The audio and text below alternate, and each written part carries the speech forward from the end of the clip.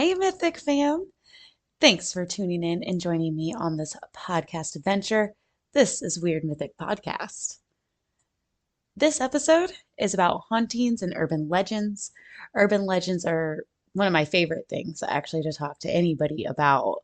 All towns have like a woman in white or a woman in black, a haunted road, a haunted house, maybe even an old cemetery that isn't in use anymore and is now known as a witch's cemetery, like my hometown. And one of my favorite urban legends is actually in the first location that I want to talk about. And thank you, Eddie, for the very cool suggestion on this episode, actually. Thank you. And honestly, then when I was like writing out the script, I think this is like the fourth haunted road that I've done. I know Serena and I must have done one or two together, but I know this has got to be like the fourth one or some shit. So let's go ahead and get into the first urban legend and this haunted road. This road is north of Pittsburgh, Pennsylvania, called Irwin Road. Irwin Road has been used since the 1700s, at first as a foot trail. Probably not to mention, like, the area was more than likely used way before then, but then there wasn't documentation or whatever. So, but one of the first documentations is it was known as a foot trail in the 1700s. Irwin Road is mostly paved, still a lot of dirt roads, and mainly through the middle of this very long stretch of road. I think it's like a 2 mile road. So sometime in the middle, there's more gravelly, but there's a lot of like off roads on Irwin Road and private roads also. So a lot of people driving down Irwin Road because of this haunting or urban legend that I'm about to get into. A lot of people venture off onto those private roads and those dirt roads that you might not should be doing or probably shouldn't be doing. There are some homes scattered along this 2 mile stretch of road, but even those aren't occupied. I think there's still some that are, but doing research and reading, there's a bunch that are just empty. The way Irwin Road is explained and described remind me a lot of the Ghost Light Road that I just did in a previous episode, the one in Texas. The way that the trees kind of blanket over the road and there's no street lights for over 2 miles, and having all those trees can just block out the sunlight, and just a lot of similarities the way the road is described. Now, Ghost Light Road didn't have any private roads and off roads on it, but Irwin Road does. But either way, the way that it's always described, it's very similar. If you've never heard of Irwin Road in Pennsylvania, you might have heard of its other name, Blue Mist Road. A strange blue mist has been seen sporadically on Irwin Road. The mist seems to just appear, and instead of it being like a fog and gradually coming in, this blue mist appears all at once, like without any way of seeing it through the other side. Fog kind of creeps in, and this blue mist doesn't creep in, it just appears. As I was reading stories of people who have had experiences with the blue mist, it reminded me of the fucking movie The Mist. The movie, I think Stephen King wrote the book, and then it was adapted in oh my gosh, I don't even remember the year, 2000. I have it written down my notes. So if you haven't seen the movie, I don't want to ruin the ending mainly, but you should definitely go check out The Mist because the way that it just appears so fast, and then there's really creepy things in that movie in The Mist, and it really, you just should watch it for the ending. You have to watch it for the ending. It's so good. So let's go ahead and get into why Irwin Road, also known as, Blue Mist Road, is kind of haunted. First, there is a cemetery off of the road, and some of the gravestones date back to the 1700s.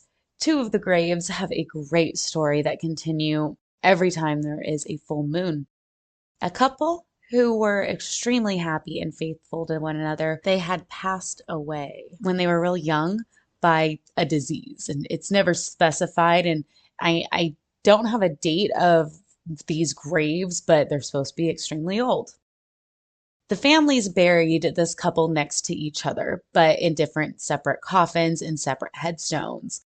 Legend goes that on full moon nights, the ghosts or the spirit of the couple, both of them come out of their graves and dance around the headstones.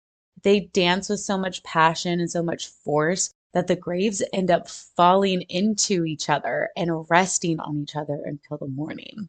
So pretty. Now, the woods surrounding Irwin Road have some dark history. I believe this was also in Ghostlight Road in Texas also. There was a part that was used by the KKK for lynching. But not only was that horrible tragedy being done, but there are stories of the KKK also sacrificing. So not just hateful lynching, but oh my gosh, sacrificing people now, murdering people for, quote, dark entities, unquote, which just like puts a whole new evil on the KKK and is also like, give into dark entities, whatever that could mean. Many have seen apparitions of those who are lynched in the trees as they drive through the blue mist on Irwin Road. There's another urban legend that a witch lived in the woods along Irwin Road. Some believe that it is because of this witch that there is the blue mist. She has been seen in the blue mist and might even be conjuring it. Many locals believe that the blue mist acts as a type of portal to the paranormal world. In one of the few homes that sits off of Blue Mist Road, one of the private roads, there is a sad story attached to it. Not knowing if this story is associated with the Blue Mist or not, I wanted to just mention it because it's creepy and sad. I read a few articles that there was this family in one of those homes. One day, the dad came home from work where he was unfortunately fired from that job that day. And this just sent the dad's depression into a darker hole, and he ended up murdering his family that same night. So not only is this Blue Mist Road have a witch, the bodies of people in trees, but now there is, Amityville horror going on. There has also been ghost lights seen on Irwin Road that are coming through the blue mist. People have also seen a dog man running after them in the blue mist and but on Irwin Road. So there's also dog men out there, which, you know me, I mean, I think I've talked about a couple different types of dog men on the show. So I got a couple stories and about Blue Mist Road, obviously.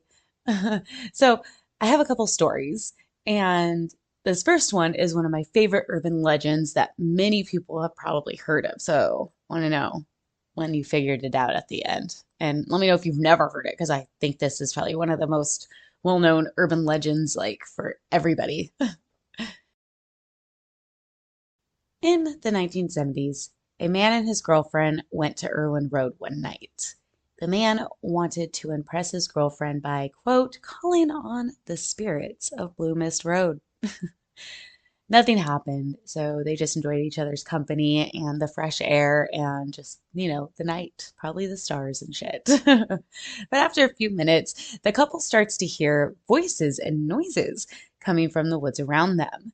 This creeps them out, and the couple soon gets back into their car. And once they are back in the car, they notice the blue mist. This blue mist soon envelops the entire car. The man then goes to start the car, and of course, the car doesn't start. It won't turn over. He then jumps out of the car, doesn't say anything, just jumps out into this blue mist and goes around, pops the hood to try to fix whatever problem there could be. He can't find anything wrong, though. And while inside the car, the girlfriend yells out at him, "What's wrong?" But she doesn't hear anything back. And she doesn't want to get out of the car, and she doesn't. This woman yells out a second time to her boyfriend and hears a loud thud on the hood of the car. She can't see anything through the mist, just hears the odd talking and whispering that her and her boyfriend were hearing earlier when they were outside the car.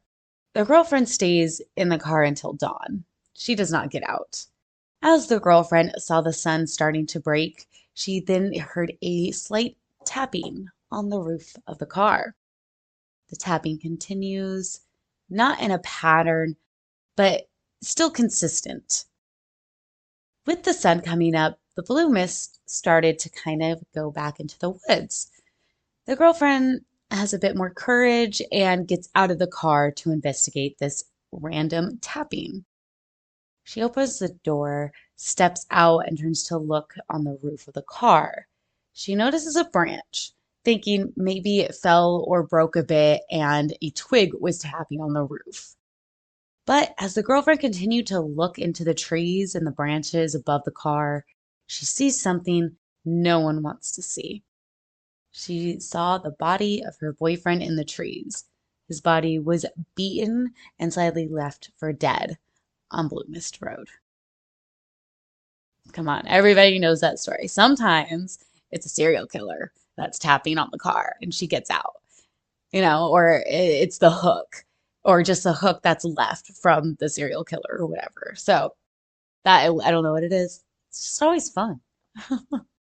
Now, this next story on Blue Mist Road comes from a Reddit poster, and I have the link to their story in the show notes. So go follow, go look if you want to, but there's a lot of different stories on Reddit, on some subreddits, but this one was definitely my favorite. So I want to give that poster their due credit. Their link is in the show notes. Please go check it out because this is just me like shortening it also. I shortened a lot of the story and I hope I do it justice, but this was not from me.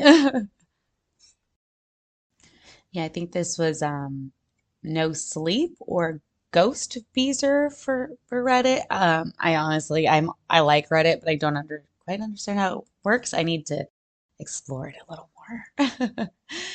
So this Reddit poster is a local and from the area that is around Blue Mist Road.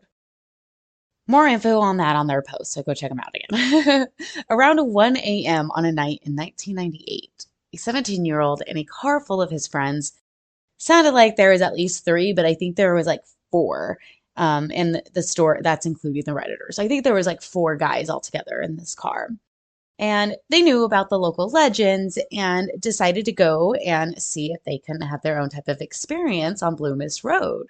The boys drove onto the road and decided to take one of the off-roads, one of the private roads. The driver saw this dirt road and drove right over to it and turned off his headlights. The group then saw a sign on a gate that read "Road Closed." So the driver parked and one of his friends got out, opened the gate, and the car drove right through and the friend got right back in the car. Since they were far from the main part of Irwin Road, the driver turned his headlights back on. The Redditor remembers the road being all dirt. The trees hung really low the closer they got to the middle of the road. And off to the side of the middle of the road was like this valley. So they could see that, but they were going downhill and the branches just got lower and lower. And they got so low that they started to actually scratch the hood and even some of the sides of the car. Now, as they continued to drive, they saw it. The legendary blue mist. It seemed to appear in the middle of the dirt road ahead of them where that valley was. Not really spread out like fog would be, but a great blue color of mist settled in the middle of the road. The group of boys drove to it and eventually into the blue mist. As the car crept into this blue mist, the Redditor recalls looking up from the rearview window and believed that he saw the mist, but not only was the mist in the trees, he saw what looked like bodies also in the trees. He didn't look up after that. The group came upon another gate, and again, they went right through it. Once they went through this other gate, the trees opened up enough for the group that they felt, a little better and could park. So they got out of the car and started going on this road on foot. Now, this area they believed was the area of the witch's cabin.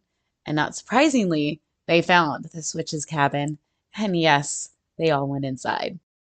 Now, the Redditor described the cabin as like classic cliche. Everything was in this cabin that could be from a bad horror movie. Pentagrams, random jars of stuff. They didn't dare to open, and everything was scattered along the first floor of this cabin. As the group looked around, they explored and took in all this strange scenery they started to hear what sounded like someone kind of shuffling their feet upstairs. The group looks at each other and then makes their way to the staircase. The staircase was broken at the top, and there was no way really anyone could get up there, at least from the staircase that they're looking at. And they couldn't see anything upstairs. It was so dark, but they did see a giant circle window at the top of the stairs. Now, the Redditor remembers the window was not blue glass, but the blue light from the mist was shining through this window from the outside. At that moment, the group noticed something to the right of this second story, where the staircase would have ended. It's a woman that was described as being gray, old with milky eyes. This woman turned and looked at the group with a smile on her face. Now, the Redditor did not believe that this smile was good. It had no good intentions behind it, and the Redditor is a very smart man. At the sight of this milky eye lady's smile, the Redditor starts to back away to the front door while telling his friends, "Let's go." The group then got the fuck out of Dodge and ran to the car. The Redditor is just booking it and believes he hears the woman's voice in his ears. "Come back. Don't leave me." The Redditor runs faster to the car, and as each person gets back into the car, one of the guys actually says out loud, "Did you hear that?" addressing the entire group. The driver immediately starts the car, and no one answers this question. As the car whips around and the driver hits the gas to get back onto the other road, the driver has to then slam on his brakes. The second gate that was previously open, of course, is closed. The group stayed in the car and just stared at the gate. The blue mist surrounded them, but it's not just the mist that the group is frightened of. They also saw a shadow in the blue mist, and then another shadow, and then all they could see was this blue mist and human-like shadows in front of all the trees all around them. No one wanted to get out of the car. And as our Redditor, who is the brave one of the group, is the one to decide to get out and get to the gate. As he's gearing himself up to haul ass as soon as he opens that door to rush that gate to open it for him and his friends to get out, a shadow rushes him as he puts his hand and pushes the door open. He then closes it immediately, and the entire group can now see this shadow up, not on the car, but right next to it. That not only did this thing move extremely fast from the tree line to the car, but this shadow was like 7 feet tall. The driver then hits the gas and just smashes through the gate. And as the driver, now back on the road, dark, unlit road, they have to go through that thicket of trees again. And they had to drive through earlier. As the driver gets to that part, the Redditor describes that what could only be the sound of bodies hitting the car as it speeds through the dirt. They get through this blue mist and they see the first gate. And with a big sigh of relief from the entire group, the gate was still open. They then make their way back to Irwin Road and they don't look back. Fucking crazy. Bodies hitting the car as they go through the thicket. They went through that earlier, and they distinctly know the difference between a branch scratching the car and a body getting thrown up against it or people hitting cars. Just, I was reading that, and trust me, he does a way better justice, and I got excited there if you couldn't tell by my influx of, my fucking voice.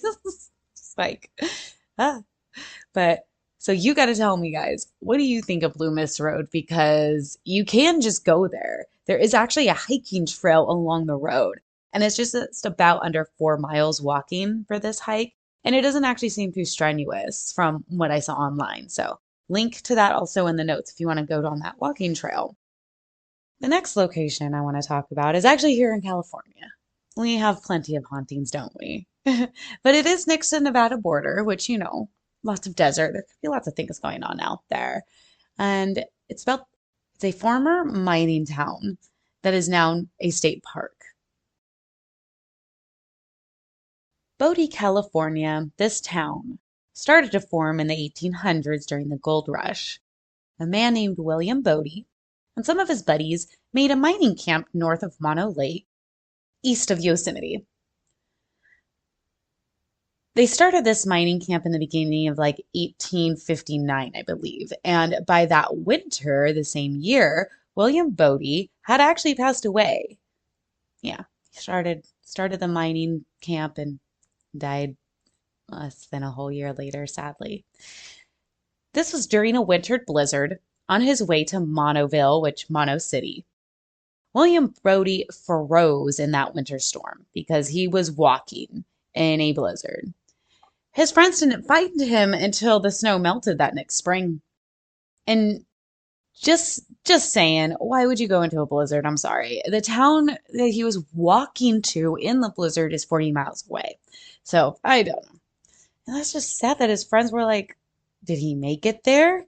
And then the next spring they find him dead. Like, and because of this, they named the town after him. By 1870, Bodie had a reputation of being a successful gold mining place. It also had the reputation of being sort of a Wild West town. There was no known law in Bodie. There was opium use, shootouts, and murders, with over 65 saloons, along with hotels, its own red light district, a Wells Fargo bank, a small Chinatown, the railroad, and 4 fire departments. Probably could have used at least 1 sheriff. In 1875, miners had discovered a great location north of Mono Lake to mine for gold, or I think it was gold. It might have been something else, but we'll just say gold. This mine was then purchased by the Standard Company in 1877. So like 2 years after they discovered it and they're making all their own private money. This company comes in and buys the mine. But this gave the town more job opportunities. But then unfortunately in 1881, the mine seemed to just run dry. And the residents of Bodie then started to move to other towns and cities to get other jobs. Took less than 70 years later that this town was already being called a ghost town. The last residents of Bodie left in 1942, and then in 1962, just 20 years later, California had named Bodie a historic site and a state park. There were 2 fires in Bodie, one in 1892 and the other in 1932, where more than 2,000 structures were destroyed between the 2 fires. Less than 200 of the original buildings in Bodie are still standing. Now let's talk about some of the residents of Bodie. One of them, she lived in Bodie around the year 1888 to 1893. Her name was Rosa May. She was a prostitute, but not only was she a famous prostitute, she also helped people who were sick, and she had the lovely nickname of Hooker with a Heart of Gold. Rosa May also lived in Virginia City for a time, but while living in Bodie, she ran a business in the red light district. I believe I read somewhere she was a madam, but who really knows? It is unknown if Rosa May passed away in Bodie in like the 1910s, or if that was just when she left. I also found a story about the last residents of Bodie. Now, I read that people were out of the town by the year 1942, but I found an article that mentioned that there were only 6 people in Bodie, California by World War II. So 1942 is during that time, so it works out.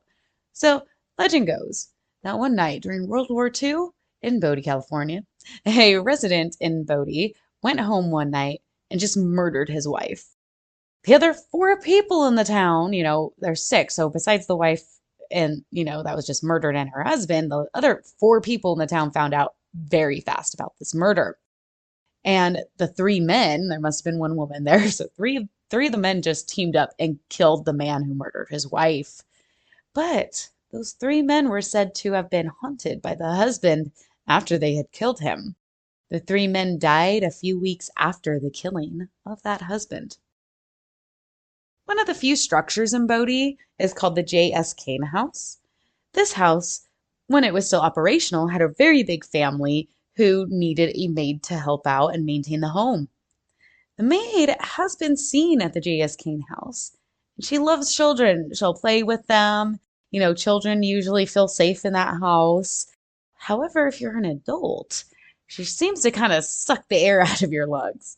Adults who encounter her say that they have a hard time breathing, and some people who just visit the home and that site just have a hard time breathing.